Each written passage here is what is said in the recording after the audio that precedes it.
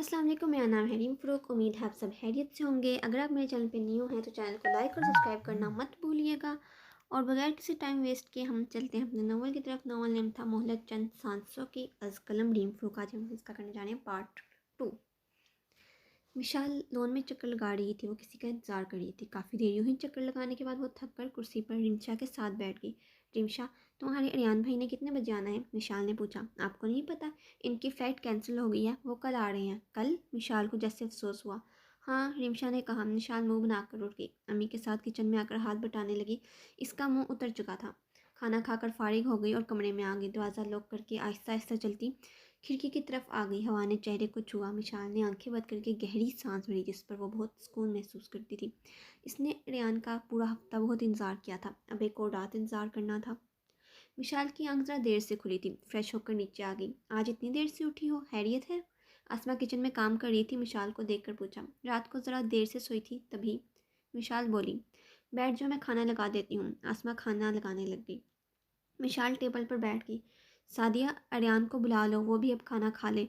आसमा ने लाउंज में बैठी सादिया से कहा। विशाल चौंकी। वो कब आए? आसमा से पूछा। सुबह सवेरे आ गया था। विशाल का दिल धड़का। इसे अजीब सी खुशी खुशी हुई। खाना लग चुका था। विशाल ने खाना शुरू कर दिया। कुछ देर में अरियान भी आ गया। अस्सलाम वालेकुम कहकर कुर्सी खिसका कर बैठ गया और खाना शुरू हो गया। कैसे हैं आप? विशाल ने पूछा। ठीक हूँ, अरियान मुख्तसर बोला। विशाल को अरियान से ये तवक्का नहीं थी। इसने हाल भी नहीं पूछा। विशाल का मुंह बन गया। विशाल ने खाना शुरू कर दिया, मगर अब खाने को दिल नहीं चाह रहा था। भूख मर चुकी थी। इससे अब गुस्सा आ रहा था। खाना खाते खाते उठ गई। क्या हुआ, खाना क्यों छोड़ दिया? आसमा ने पूछा। भूख नहीं मुझे, विशाल कहकर सीढ़ियाँ चलती चली गई और अरियान यूं ही बैठा खा रहा था। रात हो गई। विशाल तब से कमरे से नहीं निकली थी। दरवाज़ा नॉक हुआ और रिमशा अंदर आई। मिशियापी, खाना लग गया है, आज ही, रिमशा ने कहा। विशाल को भूख भी महसूस हो रही थी क्योंकि इसने सुबह से कुछ नहीं खाया था। आती हूँ। विशाल नीचे आकर टेबल पर बैठ गई। नज़र इधर उधर दोहराई और किसी को तलाश किया। अरियान नहीं था। विशाल पूछना चाह रही थी कि कहाँ है वो, मगर खामोशी से खाना खाने लगी। खाने से फारिग होकर विशाल को नींद नहीं आई थी तो लॉन में टहलने आ गई। वो ज़मीन को देखकर चक्कर लगाए जा रही थी। टहलती हुई कुर्सी के पास आ गई और कुर्सी पर बैठकर टांगें ऊपर कर ली। कुर्सी से सर टकाकर आंखें मूंद ली और एक सांस भरी। जब भी वो ऐसा करती तो खुद को दुनिया से दूर पाती थी। मिशी कि अचानक किसी की आवाज़ पर चौंकी। देखा तो अरियान था। विशाल के पास कुर्सी पर बैठ गया। सोई नहीं तुम अभी तक? अरियान ने पूछा। नहीं, नहीं, नींद नहीं आ रही थी, विशाल ने झिझकते हुए जवाब दिया। अच्छा, चलो फिर मेरा एक काम करोगी? विशाल पर नजरें जमाकर पूछा। कैसा काम? विशाल हैरान हैरान हुई। कॉफ़ी बना दो यार, मैं बहुत थक गया हूँ। अरियान इल्तिजाई अंदाज में बोला। बना देती हूँ। विशाल कुर्सी से उठ गई और लॉन से चली गई। विशाल कॉफ़ी बना रही थी कि अरियान भी किचन की तरफ आ गया और कुर्सी पर बैठकर शेल्फ पर हाथ टिकाकर विशाल को कॉफ़ी बनाता देखने लगा। विशाल ने कॉफ़ी बनाकर शेल्फ पर रख दी। कॉफ़ी से भाप उठ रही थी। अरियान ने कॉफ़ी का कप उठाया और पीने लगा। तुम्हारी कॉफ़ी में जो मज़ा है वो किसी कॉफ़ी में नहीं, अरियान मज़े लेते हुए बोला, जिस पर विशाल मुस्कुराई। लेकिन पता नहीं कितने दिनों तक मुझे ऐसी कॉफ़ी मिल सकती है। अरियान कप को देखते हुए बोला। मतलब? विशाल को समझ नहीं आया। तुम्हारी शादी हो जाएगी तो मुझे कॉफ़ी कौन बना कर देगा? अरियान की बात पर विशाल का दिल डूबा। क्या पता, मुझे जाना ही ना पड़े, विशाल कह के सीढ़ियाँ चलती चली गई। ये सुनकर वो सोच में पड़ गया और कॉफ़ी से उठती भाप को देखने लगा। विशाल ने अलीज़ा का हाथ थाम लिया। अलीज़ा, जो भी मैं कहूँगी तो मेरी बात समझोगी ना? हाँ बोलो। अगर मैं कहूँ कि मुझे रामिर से शादी नहीं करनी, किसी और से करनी है तो? विशाल ने अलीज़ा को देखते सवाल किया। तो मैं जानना चाहूँगी वो किसी कौन है? अलीज़ा ने पलकें उठाकर पूछा। अगर मैं कहूँ वो किसी अरियान है तो? विशाल ने नज़रें झुका ली। क्या? मगर कैसे? मेरा मतलब तुम्हें तो पसंद नहीं था अरियान, फिर? अलीज़ा हैरान हुई। वो पहले की बात थी। तुम प्लीज़ मम्मा से बात करो, विशाल ने इल्तिजाई अंदाज में कहा। मेरी जान, में बात करूंगी, तुम फिक्र मत करो, अलीज़ा ने विशाल का गाल छूते हुए कहा। विशाल ने सुकून का सांस लिया। विशाल लॉन्च में बैठी टीवी देख रही थी कि इतनी देर में रिमशा इसके पास आई। निशियापी, आज तो आपका रिजल्ट आना था ना? विशाल चौंकी। ओह, मैं तो भूल गई। विशाल तेज़ी से चलती सीढ़ियाँ चढ़ती कमरे में चली गई। बिस्तर पर बैठी और लैपटॉप ऑन किया। रोल नंबर सर्च किया। विशाल जहांजेब, पास विद ए ग्रेड। विशाल बहुत खुश हुई। विशाल ने अपना रोल नंबर ख़त्म करके एक और नंबर सर्च किया। निशा वहीद, पास विद ए ग्रेड। विशाल, तुम देखना, मैं इतने अच्छे नंबरों से पास होंगी कि मुझे हर कोई ऑफ़र करेगा अपनी कंपनी के लिए। विशाल के चेहरे पर मुस्कुराहट आई और आंखें नम थीं। तुम्हें वाकई हर कोई ऑफ़र करता मेरी जान, विशाल के लबों से बेसाख्ता निकला। क्या कह रही हो तुम आसमा? विशाल ने ऐसा क्यों कहा? इसे नहीं पता कि मैंने ज़ुबान दी हुई है? जहांजेब बरहम हुआ। वो हमारी बच्ची है, हमें इसकी खुशी को भी देखना चाहिए। आसमा बोली, हाँ वो बच्ची है हमारी, लेकिन मैं अपनी ज़ुबान से मुकर नहीं सकता, इससे हमारा कहा मानना होगा। जहांज़ेब गुस्से गुस्से से कहते हुए उठे, मैं इससे बात करता हूँ। आसमा डरती हुई जहांज़ेब के साथ चल पड़ी। विशाल ड्रेसिंग टेबल पर खड़ी बाल बना रही थी। इतने में दरवाजे पर दस्तक हुई। विशाल ने दरवाज़ा खोला तो सामने अम्मी अब्बू को देख इसका दिल डूबा। अंदर आजे दरवाजे से हट गए और ड्रेसिंग टेबल की तरफ आ गए। जहांज़ेब और आसमा सोफे पर बैठ गए। तुम्हारी अम्मी ने तुमसे शादी की बात की थी, तो तुमने क्या फ़ैसला किया है? जहांज़ेब नरमी से बोले। कुछ देर के लिए विशाल की समझ में नहीं आया कि क्या कहे। मैंने लीज़ा को बता दिया था, विशाल सर झुकाए बोली। और तुम्हारा फ़ैसला मुझे कबूल नहीं, जहांज़ेब तल्खी से बोले। मगर बाबा, विशाल रोहानसी हो गई। कह दिया ना बस, जहांज़ेब बढ़म हुआ। बाबा प्लीज़, एक बार आप अरियान से बात तो करके देख लें, फिर आपका जो भी फैसला होगा मुझे मंजूर होगा। प्लीज़ बाबा, विशाल ने इल्तिजा करते हुए बोली। आंखों से आंसू निकलने लग पड़े। जहांज़ेब ने गहरी सांस भरी। ठीक है, मगर इसके बाद जो भी फैसला होगा तुम्हें वो फैसला कबूल करना पड़ेगा। जहांज़ीब सोफे से उठ गया और कमरे से बाहर निकल गया। आसमा भी साथ पीछे चल पड़ी। मिशाल ने ड्रेसिंग से टेक लगा ली और चेहरे को दोनों हाथों से छुपा लिया। वो अब फैसले से डर रही थी, हाँ या ना, दोनों इसकी ज़िंदगी बदल देंगे। विशाल की आंख देर से खुली, चूंकि वो रात बड़ी मुश्किल से सोई थी। इसके दिल पर अजीब सा बोझ था। वो सीढ़ियाँ उतरी, सब टेबल पर मौजूद नाश्ता कर रहे थे। विशाल भी बैठ गई। इसने एक नज़र अरियान को देखा, जो खाने में मसरूफ़ था, बहुत पुरसुकून नज़र आ रहा था। वो बेचैन होकर लॉन में मंडला रही थी। रिमशा विशाल के पास आई। निशी आपी। विशाल रुक गई। ममा आपके कमरे में आपको बुला रही हैं। विशाल की नज़र अरियान पर पड़ी, जो लॉन से निकलकर मेन गेट की तरफ बढ़ रहा था। अच्छा, मैं जाती हूँ। विशाल कमरे में आई। माँ को बिस्तर पर बैठे देखकर दरवाज़ा बंद कर दिया और बिस्तर पर माँ के सामने बैठ गई। विशाल का दिल बहुत ज़ोर का धड़क रहा था। अपने हाथों को मसल रही थी। तुम्हारे बाबा ने अरियान से बात की है? आसमा बोली। उसका सर झुका हुआ था। अरियान ने साफ साफ इनकार कर दिया है तुमसे शादी करने से। आसमा संजीदगी से बोली। विशाल के सर पर किसी ने आसमान गिरा दिया। विशाल को इस बात की तवक्का बिल्कुल नहीं थी कि अरियान यूं मना कर देगा। क्यों? विशाल बामुश्किल पूछ पाई। कहता है कि तुम में अंडरस्टैंड नहीं है, तुम में इंटरेस्टेड नहीं है। तुम्हें कभी इस नज़र से नहीं देखा और अपनी ज़िंदगी का अहम फैसला यूं ही नहीं कर सकता। आसमा के कहे गए एक एक लफ्ज़ विशाल के दिल को चीर रहे थे। इसके जहन में कुछ भी सोचने की सलाहियत नहीं थी। वो बिल्कुल साख्त थी। तुम्हारे बाबा तुमसे बहुत खफा हैं। अब तुम हमारी बात मानोगी और आमिर से शादी करोगी। आसमा फैसला सुनाकर चली गई। विशाल का सर झुका हुआ था। आंखों से बहता हुआ आंसू बिस्तर पर गिरकर जज़ब हो रहा था। हाथ की मुट्ठी बनाए बिस्तर की चादर खींच रही थी। वो नहीं जानती थी कि ऐसे हो सकता है। इसे बड़ी बेदिली से ठुकरा दिया गया था। अरियान ने इस पर रहम नहीं खाया। विशाल इसी तरह बिस्तर की चादर खींच रही थी। इसका दिल चाह रहा था कि अपने इर्द गिर्द मौजूद हर चीज़ को आग लगा दे। मोहब्बत का जो फूल इसके दिल में खिला था, इसे उखाड़ दिया गया था। विशाल ने 2 दिन से खुद को कमरे में बंद कर रखा था। दोपहर का वक्त हो चुका था। विशाल की आंख खुली। आंखों के गिर्द हल्के नुमाया था, जैसे वो 2 दिन से सोई ही नहीं थी और बाल उलझे हुए थे। रिमशा कमरे में दाखिल हुई। मिशी आप भी कितना सोएंगी? आपने नाश्ता भी नहीं किया। चले आए, जल्दी मैं आपको तैयार करूँ अच्छा सा। रिमशा बोली। विशाल ने सर उठाया। तैयार क्यों? विशाल ने पूछा, जिस पर रिमशा मुस्कुरा दी। फूफू आई हैं। विशाल का दिल डूबा। वो कुछ ना बोली और बेदिली के साथ उठ गई। विशाल रिमशा के साथ नीचे आ गई और पुप्पो फारिया के साथ बैठ गई। कैसी हो मेरी जान? फारिया ने खुशी से पूछा। जी ठीक, विशाल ने मुख्तसर कहा। वो सर झुकाए ज़मीन को देखती रही। अगर इजाज़त हो आसमा, तो मैं मंगनी आज ही करना चाहती हूँ और शादी की डेट भी आज ही लेकर जाऊँगी। फारिया खुशी से बोली। आप ही की बेटी है, जब आप चाहें हम तैयार हैं। आसमा मुस्कुरा कर बोली। फारिया ने बैग से अंगूठी निकाली और विशाल के हाथ में पहना दी। विशाल, अब अमानत है मेरी आपके पास और अगले हफ्ते में इसे ले जाऊंगी। फारिया ने विशाल के सर पर बोसा दिया। सब खाना खाने लग गए। विशाल ऊपर आ गई। दरवाजे को लॉक करके ड्रेसिंग के सामने आई और अपने हाथ में डाली गई अंगूठी को देखने लग पड़ी। आंखों में आंसू का एक सैलाब जारी हो गया। अपने दोनों हाथों से मुंह को दबाए जारों के दार रोने लग पड़ी। बचपन से अब तक इसने जिस चीज़ पर भी हाथ रखा था वो इसे मिली थी, मगर अरियान इसे हासिल ना हुआ। इसे आज किसी और से मंसूब कर दिया गया था और चाहकर भी कुछ नहीं कर सकती थी। ज़िंदगी में इतना बेबस इंसान शायद कभी नहीं होता जितना वो किसी को चाहकर होता है। मंगनी को 2 दिन गुजर गए थे और शादी में 4 दिन रह गए थे। विशाल लॉन में टहल रही थी कि अचानक इसकी नज़र अरियान पर गई, जो लॉन में ही आ रहा था। विशाल जल्दी से लॉन से जाने लगी कि अरियान ने आवाज़ दी। हेलो मिशी, कैसी हो? अरियान हमेशा की तरह पुरजोश था। विशाल ने इन 2 दिनों में अरियान का सामना नहीं किया था और वो करना भी नहीं चाह रही थी। ठीक हो? विशाल मुख्तसी कहकर जाने लगी। अरे रुको तो, कहाँ जा रही हो? 2 दिन से हमारी बात नहीं हुई और मैं तुम्हें मुबारकबाद भी नहीं दे सका। अरियान विशाल को रोकते हुए बोला।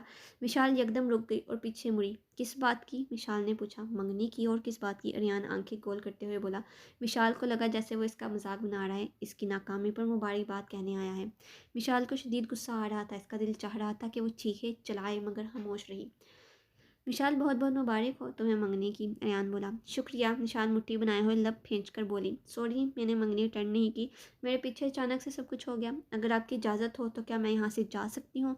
विशाल अरियान की बात काटते हुए तिल्खी से बोली, जिस पर अरियान हैरान हुआ। हाँ ज़रूर, वो कंधे हिचकाकर बोला। विशाल तेज़ी से चलती हुई इसकी नज़रों से ओझल हो गई। विशाल बिस्तर पर बैठी किताब पढ़ रही थी कि फ़ोन की रिंग हुई। फ़ोन को देखा तो रामेश की कॉल थी। हेलो विशाल, कैसी हो? इसकी आवाज़ आई। ठीक हूँ, आप कैसे हैं? मैं भी ठीक। क्या हो रहा था? मैंने डिस्टर्ब तो नहीं किया? नहीं, कुछ खास नहीं, विशाल बोली। अच्छा विशाल, मुझे तुमसे कुछ पूछना था। रामेश बोला। जी पूछिए, क्या तुम खुश हो इस रिश्ते से? रामेश के सवाल पर विशाल कुछ देर के लिए खामोश रही। विशाल का दिल चाहा कि वो बोल दे वो खुश नहीं, ज़बरदस्ती की जा रही है, वो इसके साथ खुश नहीं रह सकती। जी खुश हूँ। और विशाल ने एक करवा घूम पिया। देखो विशाल, अगर तुम चाहो तो मना कर सकती हो, कोई ज़बरदस्ती नहीं होगी तुम्हारे साथ। कम अज़ कम मैं ये नहीं चाहता कि किसी की मर्ज़ी से शादी का फ़ैसला लिया जाए। रामेश बोला। नहीं, ऐसी कोई बात नहीं, विशाल ने कहकर फ़ोन बंद कर दिया। इसी की आंखें नम थीं। वो ज़ब्त किए हुए बिस्तर को घूरती जा रही थी। वो चाहती तो इनकार करके रिश्ता ख़त्म कर सकती थी, मगर इसने ऐसा नहीं किया। क्यों नहीं किया? क्योंकि कभी कभी हमारे लिए मुश्किल होता है आज़ादी और कैद में से किसी एक को चुनना। विशाल के लिए आज़ादी अब बेमायनी थी, क्योंकि इस रिश्ते से इनकार करके कहीं और इसका रिश्ता हो जाता, मगर अरियान से नहीं हो सकता था। वो खुद ही इसके पास नहीं जाना चाहती थी, क्योंकि अरियान इससे बहुत दूर था, जहाँ वो इसके पास चाहकर भी पहुँच नहीं सकती थी। ज़िंदगी दुश्मनी तो खूब रखती है, जिसे हम चाहें इसे हमेशा दूर रखती है। दोपहर का वक्त था। विशाल सीढ़ियाँ उतर रही थी। विशाल चलो, हमें जाना है, तुम्हारी कुछ चीज़ें लेनी हैं। आसमा बोली। आप लोग ले आए, मेरा दिल नहीं चाह रहा, विशाल कहती सोफे पर बैठ गई। ये क्या बात हुई? कल तुम्हारी मेहंदी है और ये चीज़ें ज़रूरी हैं, चलो हमारे साथ, आसमा ने कहा। मेरा दिल नहीं चाह रहा, मम्मी आपको जो चाहिए वो ले आएँ, वो बेजारी से बोली। ऐसे कैसे विशाल बेटा, थोड़ी देर की बात है, साथ चलो, अच्छा रहेगा। फिर तुम्हें कुछ पसंद ना आया तो बोलोगी। अब की बार सादिया बोली। विशाल और मना नहीं कर सकती थी, खामोशी से उठ गई। मेहंदी की रात आ गई। हर जगह खुशियाँ और मुस्कुराहटें बिखर चुकी थीं। खूब सजावट की जा चुकी थी। हर तरफ गहमा गहमी, शोर और गानों की धुन थी। दूल्हा दुल्हन स्टेज पर बैठे हुए थे। दूल्हे ने लाल रंग का कुर्ता और सफ़ेद शलवार पहनी थी। गले में ब्रीक रंगदार दुपट्टा लिए हुए था और पैरों में खुसा पहने हुए काफ़ी प्यारा लग रहा था। विशाल ने पीली कामदार कमीज़, मल्टी कलर का लहंगा, ग्रीन दुपट्टा जिसके किनारे पर गोल्डन गोटे का काम था, कानों में फूलों की बूंदे, माथे पर फूल की बिंदी, हाथों में गजरे, जैसे कोई शहजादी आसमान से उतरी हो। दोनों की जोड़ी बहुत खूबसूरत लग रही थी। सब स्टेज पर आकर दूल्हा दुल्हन को मुबारकबाद देते जा रहे थे। विशाल चेहरे पर मुस्कुराहट से जाए सबसे मिल रही थी। विशाल की नज़र अरियान पर पड़ी, जो अपने दोस्तों के साथ बातचीत में मसरूफ़ था। वो कुछ देर इसे यूं ही देखती रही। रात काफ़ी हो चुकी थी, आवाज़ें थम चुकी थीं। अब हर जगह गहरी खामोशी थी। विशाल ड्रेसिंग के सामने बैठी कानों से बूंदें उतार रही थी। इसने खुद को एक नज़र आईने में देखा, फिर नज़र हाथों में पहने गजरों पर गई। विशाल को अपने हाथों और पाँव में जंजीर नज़र आ रही थी कि अचानक इसका दिल बुरी तरह डूबा। इसका दम घुटना शुरू हो गया। विशाल ने ज़ोर से गजरे हाथों से खींच कर उतारे और एक तरफ फेंक दिए। कुर्सी से उठकर बेड से दुपट्टा लिए कंधे पर डाले, दरवाज़ा खोलकर कमरे से बाहर निकल गई। लहंगे को दोनों हाथों से ऊपर उठाकर वो सीढ़ियाँ उतरने लगी। लाउंज में कोई ना था। हर जगह लाइट्स की रोशनी थी। हर जगह अलग अलग रंग जगमगा रहे थे। वो लाउंज से होती लॉन की तरफ चली गई। लॉन में कदम रखा तो हवा ने इसके चेहरे को छुआ। विशाल ने गहरी सांस ली। अब विशाल का घुटता दम बहाल हुआ। वो लहंगा समेटकर ज़मीन पर बैठ गई। टांगों के गिर्द बाजू फैलाकर सर झुका लिया। काफ़ी देर ऐसे ही बैठी रही, बहुत कुछ सोचती रही। मिशी, कानों में आवाज़ पड़ी। विशाल ने सर उठाया। वो अरियान की आवाज़ थी। विशाल ने मुड़कर नहीं देखा। वो ऐसे ही बैठी रही। इसे महसूस नहीं हुआ था कि इसकी आंखें नम थीं। जल्दी से आंखें साफ कर ली। अरियान अब विशाल के बराबर ज़मीन पर आकर बैठ गया। बहुत प्यारी लग रही हो आज, अरियान मध्यम आवाज़ में बोला। विशाल खामोश रही। अरियान अब ज़मीन पर घास में उंगली घुमा रहा था। विशाल ने एक नज़र अरियान पर डाली। इसको बहुत अजीब सा महसूस हो रहा था। वो इस शख्स को जब भी देखती कभी अंदाज़ा नहीं लगा पाती थी कि वो क्या महसूस कर रहा है। और आज भी वो नाकाम थी। वो कभी अरियान को जान ही नहीं पाई थी। वो अपने जज्बात छुपाने में माहिर था, या अरियान ही नहीं चाहता कि कोई इसे जान सके। विशाल ज़मीन को घूरने लगी। मिशी, कल तुम चली जाओगी यार, मेरी आखिरी फरमाइश ही पूरी कर दो। अरियान विशाल को देखकर बोला। कैसी? विशाल पलकें उठाकर बोली। कॉफ़ी ही बना दो, फिर कब नसीब होगी मुझे तुम्हारे हाथ की कॉफ़ी। अरियान इल्तिजाई अंदाज में बोला था। विशाल के चेहरे पर तीखी मुस्कुराहट उभरी। विशाल बिना कुछ बोले अपना लहंगा समेट कर उठ गई और लॉन से चली गई। अरियान मुड़कर इसको जाता देखता रहा। इसने सर झटका। मान ही ना ले कहीं मेरी बात। एक गहरी सांस ली और कमरे में जाने के लिए उठ गया। लाउंज में दाखिल हुआ, सोफे के पास पहुंचा तो इसकी नज़र किचन में विशाल पर पड़ी, जो मेहंदी के जोड़े में कुछ कर रही थी। अरियान हैरान हुआ और किचन की तरफ बढ़ा। किचन की शेल्फ पर मौजूद कुर्सी पर बैठ गया और दुल्हन के जोड़े में कॉफ़ी बनाती हुई विशाल को देखने लग पड़ा। विशाल अपना दुपट्टा संभाले कॉफ़ी बना रही थी, जो कांधे से बार बार तिलक जाता था। इसके बाल खुले हुए कमर पर थे, जो नीचे से घुंघरालू थे। कॉफ़ी बनाकर विशाल वापस पलटी तो नज़र अरियान पर पड़ी, जिसको देख रहा था। वो कॉफ़ी बनाने में मसरूफ़ थी कि इसे पता न चला कि वहाँ कब आया था। कॉफ़ी का कप थामे वो शेल्फ के पास आई और शेल्फ पर कॉफ़ी का कप रख दिया। कॉफ़ी से गरम गरम भाप निकल रही थी। शुक्रिया। अरियान ने कप थाम लिया और एक चुस्की भरी, जिसकी आवाज़ विशाल के कानों तक पहुंची। विशाल किचन से बाहर निकल गई। अपना लहंगा संभाले वो सीरियस चढ़ती अरियान की नज़रों से ओझल होगी। अरियान कुछ देर किचन में इसी जगह को देखता रहा, जहाँ थोड़ी देर पहले विशाल मेहंदी का जोड़ा पहने हुए इसके लिए कॉफ़ी बना रही थी। पर्दा खिड़की से हटा हुआ था। सूरज की रोशनी सीधा विशाल के चेहरे पर पड़ रही थी, जिससे इसका चेहरा जगमगा रहा था और इसी रोशनी की वजह से इसकी आंख खुल गई। विशाल ने बायां हाथ आंखों पर रखा और उठकर बैठ गई। अपने इर्द गिर्द नज़र दुहराई और एक नज़र खुद पर डाली। मेहंदी के जोड़े में ही थी। दुपट्टा सोफे पर पड़ा हुआ था। पाँव ज़मीन पर रखे और बिस्तर से उठ गई। चलते चलते ड्रेसिंग की तरफ आई। एक नज़र खुद को आईने में देखा कि अचानक दरवाज़ा खुला और रिंशा अंदर आई। मिशिया, आप ही जल्दी से रेडी हो जाएं, पार्लर जाना है। रिंशा बारात का ड्रेस बिस्तर पर रखते हुए बोली। विशाल ने एक नज़र ड्रेस पर डाली। सुर्ख रंग की कमीज़ और लहंगा था, जिस पर गोल्डन कढ़ाई हुई थी। टेबल पर नाश्ता लगाया जा रहा था। अरियान हाथ में घड़ी पहनते हुए सीढ़ियाँ उतर रहा था। बेटा, कहीं जा रहे हो? सादिया अरियान को देखकर बोली। जी अम्मी, मुझे ज़रा काम है। कब तक वापसी होगी? सादिया ने पूछा। इतने में अरियान की नज़र सीढ़ियाँ उतरती विशाल पर पड़ी, जो जामनी रंग के सूट में थी। लम्हे भर के लिए दोनों की नज़रों का तबादला हुआ। अरियान ने एकदम नज़रें चुरा ली। जल्दी वापस आ जाऊँगा, कहता अरियान बाहर की तरफ चले गया। विशाल का सबके साथ टेबल पर बैठकर नाश्ता कर रही थी। तुम दोनों ज़रा जल्दी हाथ चलाना, विशाल के पार्लर जाने का वक्त हो चुका है। आसमा बोली। हाँ जी, मैं इसलिए आप ही को तैयार करके लाई हूँ ताकि नाश्ता करके हम निकल जाएं। रिमशा खाते हुए बोली। अरियान उमर के कहने के मुताबिक पुलिस स्टेशन पहुंच गया था। अपने कमरे में दाखिल हुआ तो इसकी कुर्सी के सामने वाली कुर्सी पर कोई बैठा था, जिसकी सिर्फ पुश्त नज़र आ रही थी। अरियान अपनी कुर्सी की तरफ बढ़ा और शख्स पर नज़र डाली। इसने अरियान को देखा तो सीधा हो गया। इसकी जिसामत खासी अच्छी थी और शक्ल से कोई बदमाश नज़र आ रहा था। आइए अरियान साहब, आपके इंतज़ार में हम कब से यहाँ बैठे हैं। अरियान को देखता हुआ बोला। अरियान बिना कुछ बोले बैठ गया। मुझे पहचाना या नहीं? इसके कुछ ना बोलने पर सवाल किया। जी, मुझे आपके आने की खबर मिल चुकी थी। बताइए कैसे आना हुआ आपका? वो इस पर नजरें जमाए पूछ रहा था। मैं तुम्हें देखने आया था कि क्या तुम वाकई बहादुर हो या लोगों ने बस नाम का बहादुर बनाया है। वो तीखी मुस्कुराहट के साथ बोला। तो बताइए कैसा लगा मैं आपको? अरियान सीधा होते हुए बोला। वैसे तुम्हारी जहानत का कोई जवाब नहीं। तुमने मुझे किस तरह डेरे में रखा और मेरे भाई को फांसी पर चढ़ा दिया। मानना पड़ेगा। अब इस शख्स की आंखों में तैश नजर आ रहा था। वो तो आपने अपने भाई के केस को हल्का समझा था, वरना तो इसे फांसी पर ही चढ़ना था। शाह महमूद साहब, अरियान बोला। मेरे भाई अयाज ने ऐसा कुछ नहीं किया था। इसने नादानी में एक इंसान की जान ली थी और कुछ नहीं। शाह महमूद बड़ी लापरवाही से बोला।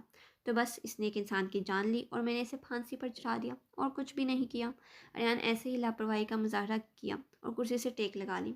शाह महमूद ने अपने गुस्से पर काबू पाते हुए एक मुस्कुराहट भरी। वो मेरे जिगर का टुकड़ा था जिसे तुमने मौत के घाट उतारा है अरियान दाऊद। शाह महमूद तिरछी से बोला। तो आपको चाहिए था कि अपने जिगर के टुकड़े को थोड़ा हदूद सिखा देते, तो आज वो आपके साथ होता। तुम शायद मुझे जानते नहीं। मैं बदला लिए बगैर सुकून से नहीं बैठता। और शायद आप भी नहीं जानते कि पुलिस स्टेशन में खड़े होकर पुलिस को धमकाने के जुर्म में मैं आपको अंदर भी करवा सकता हूँ। अरियान इत्मीनान भरे लहजे में बोला। मैंने सुना है कि एक लड़की थी जिसने मेरे भाई के खिलाफ गवाही दी थी। कौन थी वो? शाह महमूद अपनी कनपट्टी को मसलते हुए बोला, जिस पर अरियान इससे आंखें फाड़ कर देखने लगा।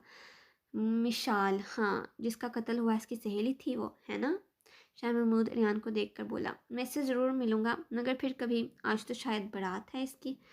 शाह महमूद अरियान पर नजरें जमाकर बोलते हुए उठ गया। अरियान हैरत से इसे देखने लगा। अब मैं चलता हूँ, कहकर शाह महमूद मुड़ गया। अरियान को जैसे चुप लग गई थी। वो इसे जाता देखता रहा। निशाल दुल्हन के जोड़े में ब्राइडल रूम में बैठी थी। साथ रिमशा, अलीज़ा और शीज़ा आयशा मौजूद थी। निकाह हुआ आ चुका था। निशाल के दस्तखत हुए, अरियान के भी दस्तखत हुए, मगर गवाह के तौर पर रुखसती का वक्त आ गया और मिशाल बहुत सी दुआओं के साथ रुखसत हो गई। विशाल बिस्तर पर सुर्ख रंग का लहंगा फैलाए बैठी थी। बिस्तर को बिस्तर को सुर्ख और सफ़ेद रंग के फूलों से सजाया गया था। पूरे कमरे में फूलों की खुशबू महक रही थी। विशाल सर झुकाए हुए थे। विशाल अपनी नई ज़िंदगी के बारे में सोच रही थी। पहले ये ज़िंदगी इसे इसकी मर्ज़ी के मुताबिक नहीं मिली थी, मगर फिर भी इसे इस ज़िंदगी को खूबसूरत बनाना था। इसकी नई ज़िंदगी का आगाज़ हो चुका था, जहाँ अब इसे हर कदम बहुत सोच कर रखना था, जहाँ इसे दूसरों की खुशी का ख्याल करना था, जहाँ इसे अपने से ज़्यादा दूसरों की ख्वाहिशात का एहतराम करना था। विशाल सोच में गुम थी कि अचानक दरवाजे पर दस्तक होती है और कोई अंदर अंदर अंदर आता है। विशाल की नज़र गोद में रखे हाथों पर जमी थी। इसे सिर्फ कदमों की आवाज़ आ रही थी, जो आहिस्ता आहिस्ता करीब हो रहे थे, और कोई बिस्तर पर विशाल के सामने बैठ गया। विशाल ने नज़र नहीं उठाई, मगर महसूस कर रही थी कि वो रामिश था। वो कुछ देर खामोशी से बैठा रहा। विशाल, मुझे नहीं पता मैं तुम्हें ये बताकर ठीक करूँगा या नहीं, मगर तुम्हें बताना ज़रूरी है। विशाल खामोशी से सर झुकाए थी। तुम बहुत अच्छी लड़की हो, तुम्हारा साथ हर किसी को पसंद होगा, मगर मेरा तुम्हारे साथ रिश्ता ज़बरदस्ती किया गया है। विशाल साख्त रह गई। माफ़ी चाहता हूँ, मगर मैं किसी और को पसंद करता हूँ। विशाल को लगा कि इसने कुछ गलत सुना है। वो ये तो सुनना ही नहीं चाह रही थी। मैंने मम्मा को बहुत मना किया था, मगर क्या कर सकता था। इनकी ब्लैकमेलिंग शुरू हो गई, जिस पर मुझे इनकी बात मानना पड़ी। विशाल के गले में गिल्टी उभरी, जिसे वो बामुश्किल नीचे ले गई। वो अपनी उंगलियों को मसल रही थी।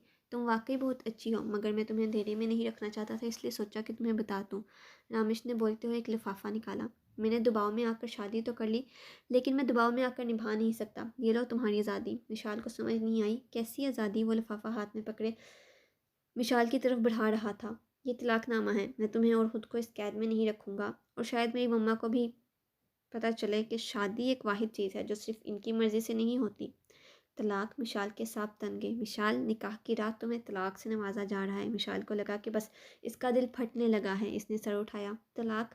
लेकिन क्यों? मुझे तलाक नहीं चाहिए। विशाल रूहान सी होकर बोली। मगर क्यों?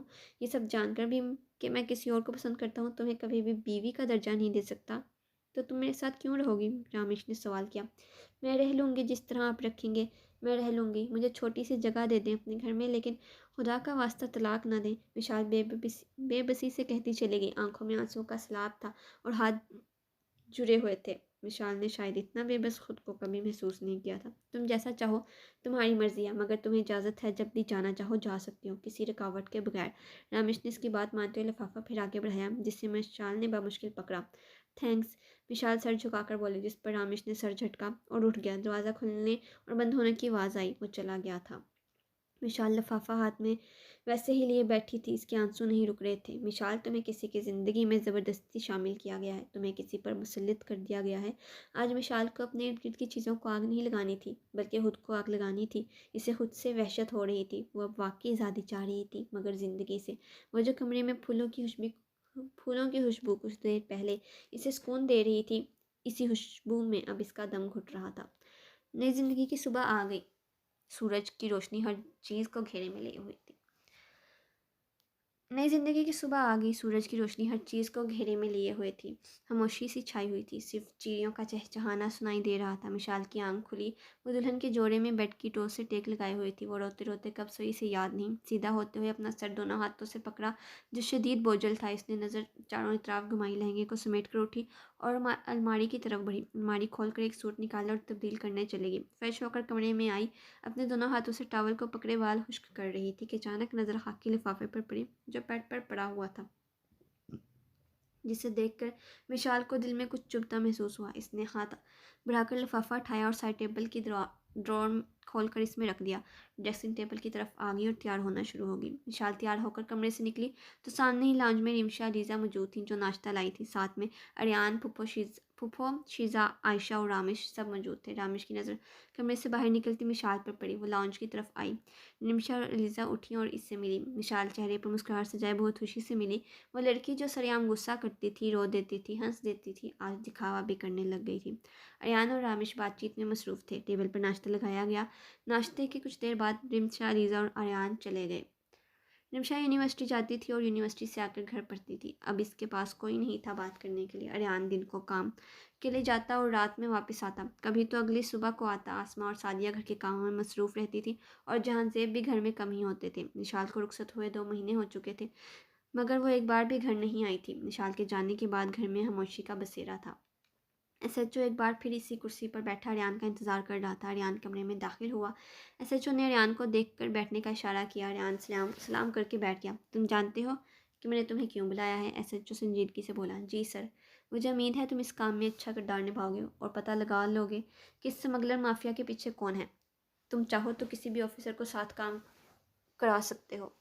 एसएचओ इत्मीनान से बोला, सर आपको शिकायत का मौका नहीं मिलेगा। मैं सिर्फ पता नहीं करूंगा बल्कि इस माफिया के लीडर को जेल की सलाखों तक पहुंचाऊंगा। रेयान जोश भरे लहजे में बोला, अब तुम्हें पता है कि क्या करना है। मुझे जाना है कुछ महीने के लिए। आई होप कि तुम कुछ महीनों में ये काम कर लोगे। एसएचओ जल्दी में था और उठते हुए बोला। अरियान भी साथ उठा और हुक्म पर सर हिला दिया। अरियान को हर केस में काबिल ऑफिसर्स को अपने साथ काम पर लगाने का मौका मिलता था, मगर वो सिर्फ अपने काबिल दोस्त उमर को ही साथ लेता था, और इस बार भी इसको साथ लिया था। ऐसा कोई केस नहीं था जो अरियान और उमर अंजाम तक ना पहुंचा सके, मगर इस बार इनको एक बड़ी जिम्मेदारी मिली थी। पिछले 3 सालों से एक माफिया लड़कियों की स्मगलिंग कर रहा है, मगर कोई सबूत ना मिल सका किसी भी चीज़ का।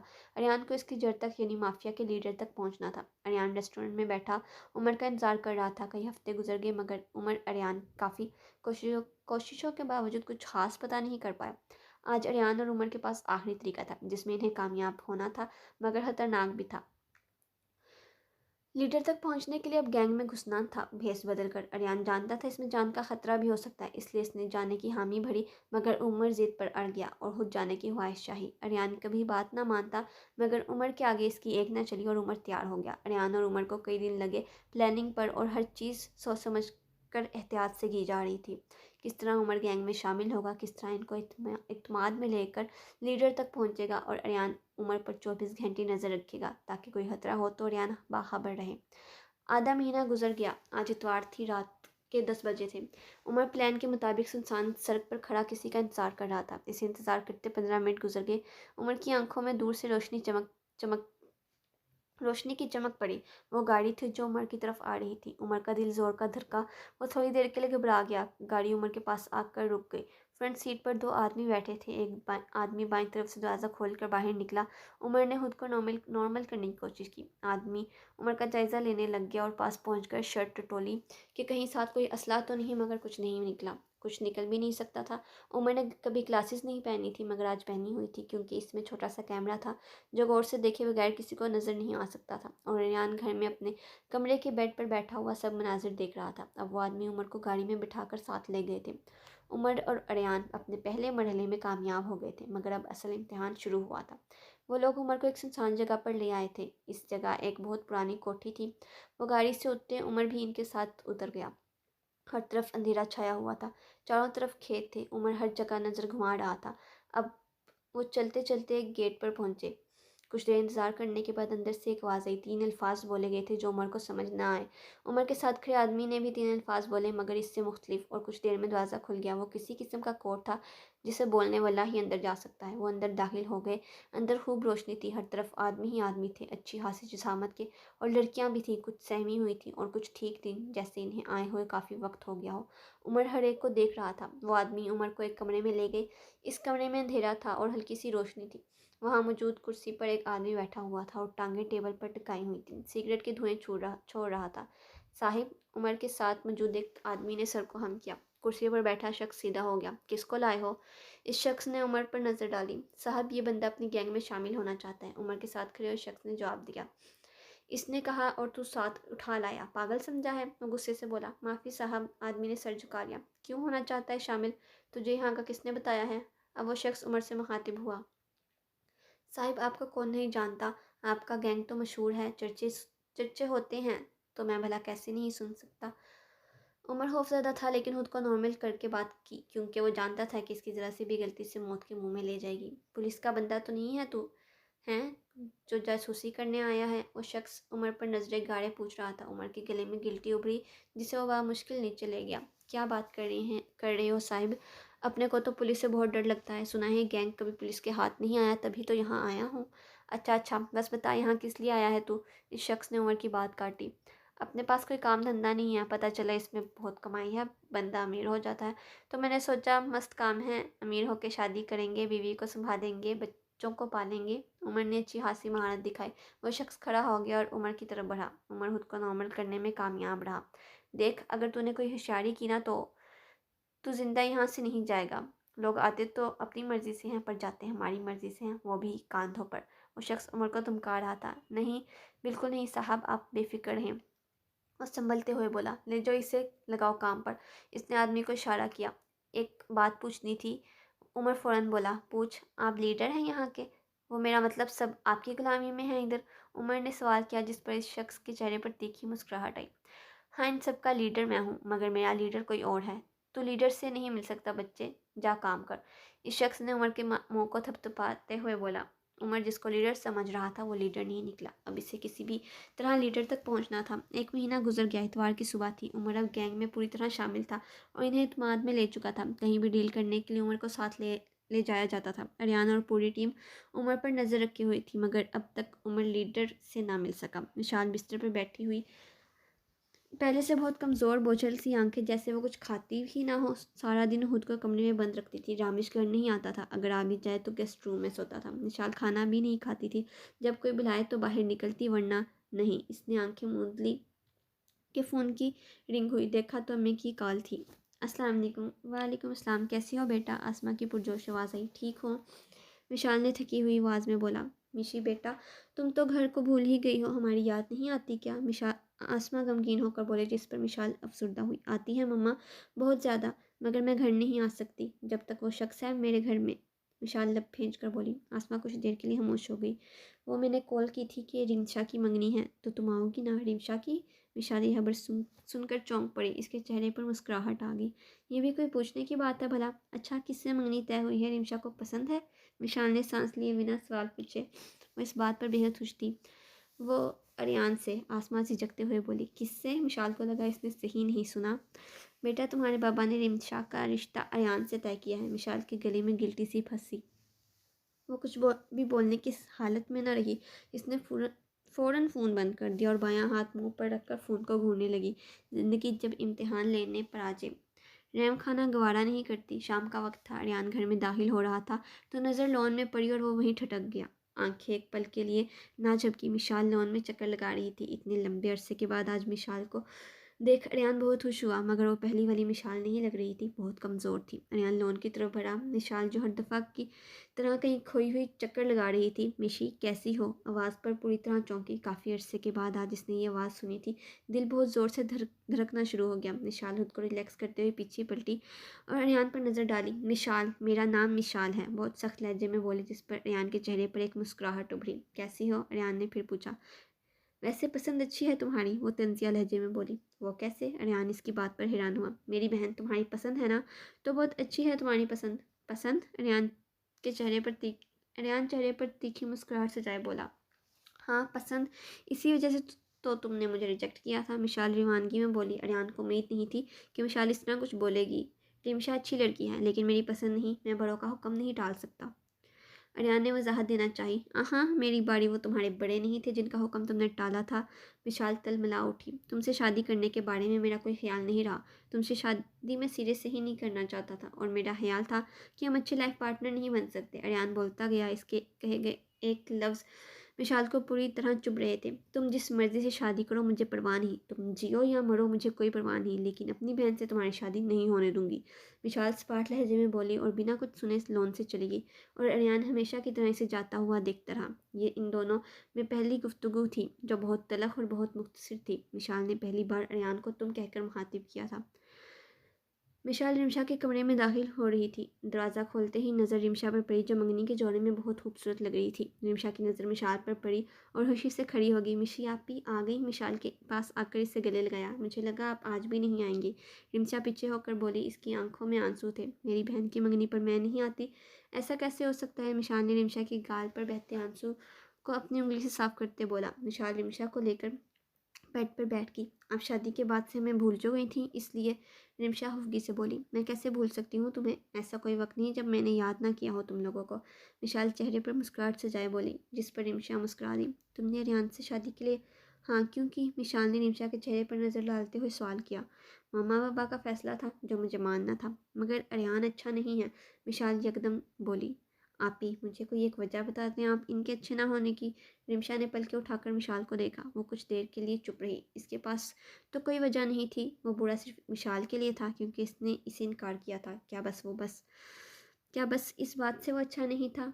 किसी के लिए भी? वो बस मुझे विशाल कुछ कहने की कोशिश कर रही थी। माँ बाप कभी हमारे लिए बुरा नहीं सोचते, हमेशा अच्छा सोचते हैं। उन्होंने कुछ सोचकर ही फैसला लिया होगा। रिमशा समझाने के अंदाज में बोली। इतने में आसमा कमरे में आ गई और रिमशा को चलने का कहा।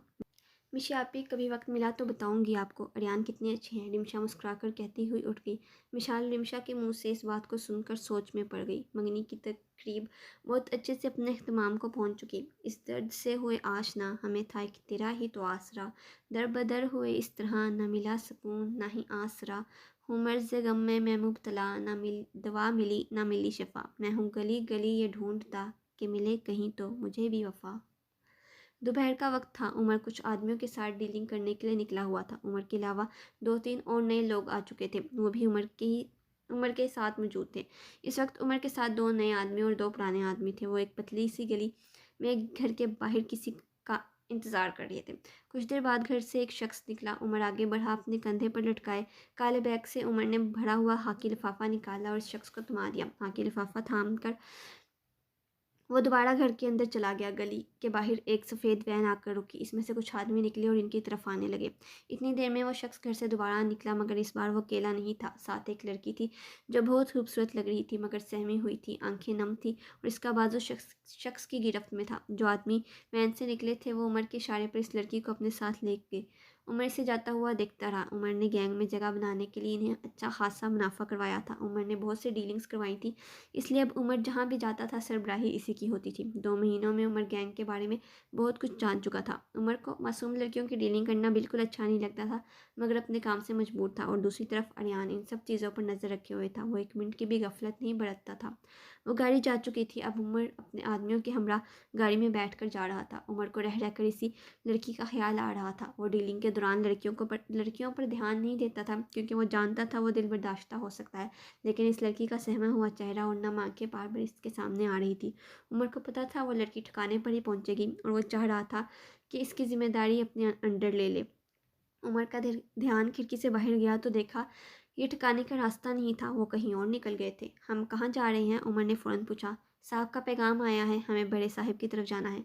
बड़े साहिब मतलब साहिब के बड़े साहिब? उमर हैरान हुआ। वो तो किसी से मिलते नहीं, फिर हमसे क्यों? उमर ने सवाल किया। ये मुझे नहीं मालूम, बस इतना पता है वो तुमसे मिलना चाहते हैं, आदमी ने जवाब दिया। मुझसे? उमर घबरा गया। कहीं पता तो नहीं चल गया? खुद से सवाल करने लगा। इतने में इसकी नज़र खिड़की से बाहर सफ़ेद वैन पर पड़ी, जिसमें वो लड़की थी। वो इनके साथ चल रही थी। ये गाड़ी हमारे साथ क्यों जा रही है? इसे ठिकाने पर नहीं जाना था? उमर ने पूछा। लड़की को भी बड़े साहब ने बुलवाया है, आदमी बोला। उमर ने गहरा सांस लिया और आंखों पर डाली ऐनक पर उंगली जमाई और अपने चारों तरफ घुमाई। अरियान जो सब कुछ देख रहा था, इसे सुनाई कुछ नहीं देता, मगर हरकत से अंदाज़ा लगा लेता था। 2 महीनों में पहली बार उमर के जाने का रास्ता तब्दील हुआ और वह कहीं और जा रहा था, तो अरियान छटक गया। टीम को होशियार कर दिया था। उमर की करंट लोकेशन अरियान और टीम के पास मौजूद थी। टीम अरियान के कहने पर निकल चुकी थी। अरियान अपनी गाड़ी में मौजूद था। वो ड्राइव कर रहा था और फ्रंट सीट पर लैपटॉप रखे हुए वो एक सेकंड के लिए भी उमर से नज़रें नहीं हटा रहा था। काफ़ी लंबा सफ़र करने के बाद दोनों गाड़ियाँ एक खंडर जगह पर रुक गईं। उमर और बाकी आदमी गाड़ी से उतर गए। दूसरी गाड़ी से भी आदमी उतरे और एक आदमी ने लड़की को पकड़ा हुआ था, जो इसकी गिरफ्त में थी, और वो बार बार आंखें मूंद लेती थी जैसे इसे तकलीफ़ हो रही थी। वो अब चल रहे थे और चलते चलते बेयाबान जंगल में आ गए। उमर इर्द गिर्द नज़रें घुमा रहा था। कुछ देर ऐसे ही चलने के बाद एक कोठी आई। वो सब बाहर इंतज़ार करने लगे। कुछ देर बाद एक शख्स बाहर आया और सबका जायज़ा लिया। इसने एक एक बंदे की अच्छी तरह तलाशी ली और उमर की भी तलाशी ली। सबका जायज़ा लेने के बाद इन्हें अंदर ले जाया गया। अंदर जाने के बाद उमर आदमियों की तादाद देखकर हैरान रह गया था। इतने आदमी दूसरे ठिकाने पर नहीं थे जितने यहाँ पर थे। इनके लीडर ने अपनी अच्छी खासी हिफाजत का इंतज़ाम किया हुआ था। और दूसरी तरफ अरियान ने इतनी तादाद देखकर हिफाजती इकदाम के लिए बैकअप फोर्स को भी बुला लिया। जो शख्स इन्हें अंदर लाया था इसने सबको रोक लिया। साहब ने बस इस लड़की और लड़के को बुलाया है, बाकी तुम सब इधर ही रुकोगे। इस शख्स ने उमर और लड़की की तरफ इशारा करते कहा। ठीक है, उमर ने कहा। लड़की एक आदमी की गिरफ्त से आज़ाद हुई और अब इस शख्स की गिरफ्त में आ गई। ये खुद चल सकती है, तुम इसे छोड़ दो, उमर सख्त लहजे में बोला। इसने लड़की को छोड़ दिया। वो अपने बाजू को सहलाते हुए उमर के साथ चल दी। अरियान टीम के साथ इस जगह पहुंच चुका था। गाड़ी के फ्रंट सीट पर बैठकर लैपटॉप टांगों पर टिकाकर सब कुछ देख रहा था। वो लोग एक कमरे के बाहर रुक गए। दरवाज़ा खुला और अंदर दाखिल हुए। एक शख्स सामने कुर्सी पर बैठा था, जिसकी पुश्त नजर आ रही थी। साहब, आपका काम हो गया है, मैं इन दोनों को ले आया हूँ, इसने सर को हम देकर कहा। मेरा मेरा नया बाशिंदा आया है, सुना है बहुत धूम मचाई है इसने, वो शख्स पलटते हुए बोला। और उमर इसे देखकर हैरान रह गया। स्क्रीन पर मौजूद शख्स को देखकर अरियान भी हक्का पक्का रह गया। वो गैंग का लीडर कोई और नहीं बल्कि शाह महमूद था। अरियान ने एक लम्हे का इंतज़ार किए बगैर टीम को हमले का इशारा कर दिया, क्योंकि वो जानता था उमर ख़तरे में है। शाह महमूद उमर को अच्छे से जानता है। ऑर्डर मिलने पर टीम ने अमारत को घेरे में लेना शुरू कर दिया और दरवाज़ा तोड़ दिया। अरियान पिस्तौल पकड़े अंदर की तरफ भागा। ओहो, ऐसा कब से हो गया? पुलिस ऑफिसर और मेरा बशिंदा हो गया? शाह महमूद तीखी मुस्कुराहट के साथ बोला और कुर्सी से उठ गया। तुम? उमर के होश उड़ गए। लड़की ने एक नज़र उमर पर डाली जो बिल्कुल साख्त था। हाँ, मैं दोबारा मिलकर खुशी हुई तुमसे, शाह महमूद बोला। इतने में गोलियों की आवाज़ आई। वहाँ मौजूद शख्स ने पिस्टल निकाली और उमर पर तान दी कि अचानक दरवाज़ा खुला और अरियान पिस्टल पकड़े हुए था। एकदम फायर कर दिया। गोली इस शख्स के सर पर लगी और वो वहीं गिर गया। गोली की आवाज़ पर लड़की की चीख निकली और इसने दोनों हाथ कानों पर रख दिए। शाह महमूद ने टेबल पर रखी पिस्तौल उठाई और लड़की को अपनी तरफ खींच लिया और इसकी कनपट्टी पर पिस्टल रख दी। ये उमर हैरत से इसको देखने लगा। खबरदार मेरी तरफ आने की कोशिश की तो मैं इसे मार दूंगा। शाह महमूद लड़की को पकड़ते हुए पीछे हुआ। अरियान आगे बढ़ा। अरियान रुक जाओ, उमर फ़ौरन बोला, जिस पर अरियान के कदम रुक गए। शाह महमूद का निशाना बनी हुई लड़की चीख रही थी, मुझे नहीं मरना, प्लीज़ मुझे नहीं मरना, मुझे बचा लो, खुदा का वास्ता। वो रोते हुए इल्तिजा कर रही थी। इसकी गर्दन शाह महमूद के बाजू में थी। इतने में टीम के बंदे कमरे में आ गए। उमर, मैं इसे जाने नहीं दे सकता, अरियान पिस्तौल ताने बोला। मगर उमर की समझ में कुछ नहीं आ रहा था। वो इस बेकसूर लड़की की मौत नहीं चाहता था। शाह महमूद पीछे होता जा रहा था। अरियान ने गोली चला दी जो शाह महमूद के बाजू पर लगी। वो दर्द से कराहा। इतने में शाह महमूद ने गोली चलाई जो लड़की के सर को छूकर गुजरी। शाह महमूद ने ना आओ देखा ना ताओ, पीछे मुड़ा और एक बटन प्रेस किया जिससे दीवार पीछे को सरक गई और वो बाहर निकल गया। अरियान और बाकी लोग इसके पीछे भागे। उमर लड़की की तरफ आया जिसके सर से खून रिस रहा था। 1.5 माह बाद अरियान और उमर एसएचओ के कमरे में बैठे हुए थे। सॉरी सर, हम इसे पकड़ नहीं सके, अरियान अफसरदा होकर बोला। दोनों का सर झुका हुआ था। मुझे फ़ख्र है तुम दोनों पर। तुम दोनों ने मासूम लड़कियों को आज़ाद करवाया, बहुत से आदमियों को गिरफ्तार करवाया और तो और तुम लोग लीडर तक पहुँच गए जो आज तक किसी ऑफिसर ने नहीं हुआ।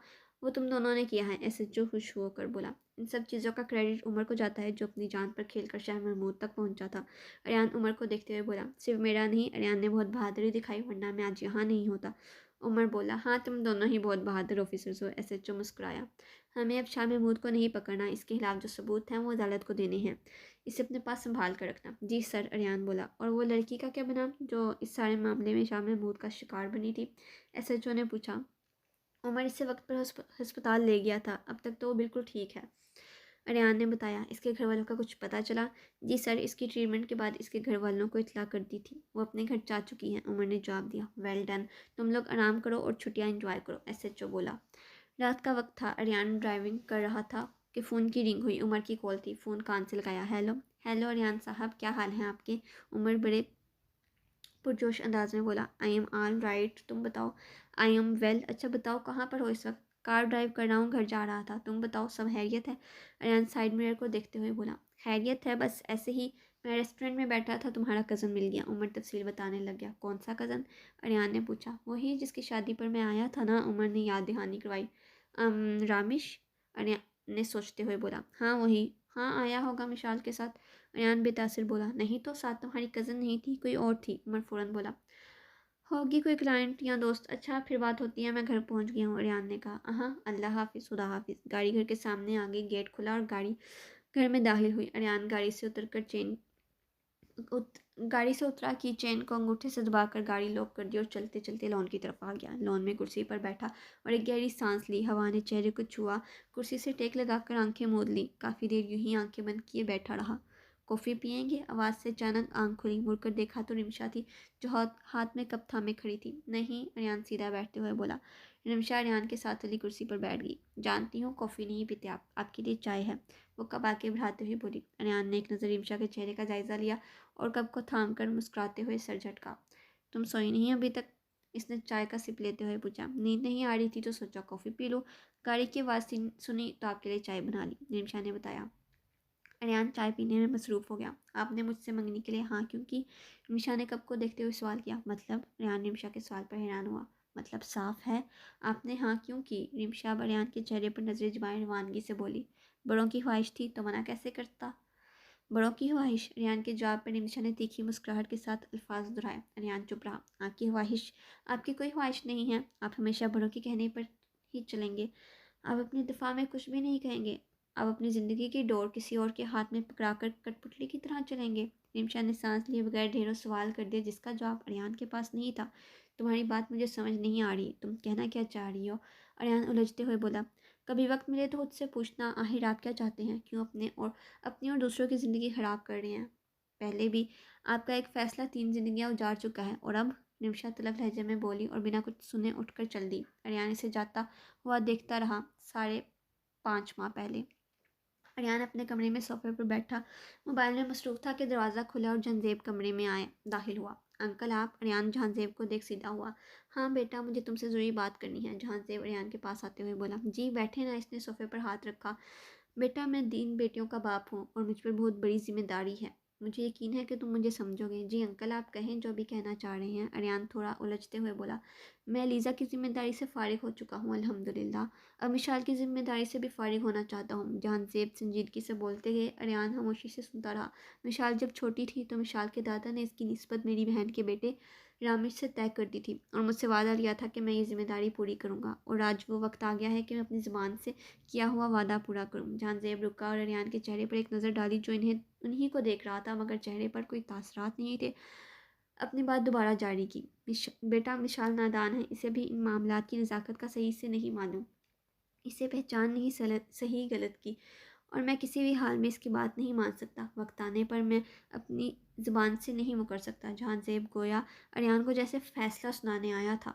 तुम मेरे बेटे हो और मैं इंशाल्लाह तुम्हें अपना बेटा बनाऊंगा। मुझे यकीन है तुम एक बाप की मजबूरियों को समझ सकते हो और मुझे मायूस नहीं करोगे। जहांजेब ने अरियान के चेहरे को थपथपाया और उठ गया। अरियान यूं ही बैठा रहा, बिल्कुल खामोश, ना कोई सवाल ना कोई जवाब। जहांजेब अरियान को इसकी ज़िंदगी का फ़ैसला सुनाकर चले गया था। तो आज के लिए इतना ही। उम्मीद है आपको आज का पार्ट पसंद आया होगा। कमेंट में ज़रूर फीडबैक किया करें कि आपको पार्ट कैसा लगा। And stay tune for next part. अपना ख्याल रखिए। मुझे दीजिए इजाज़त। अल्लाह हाफिज़।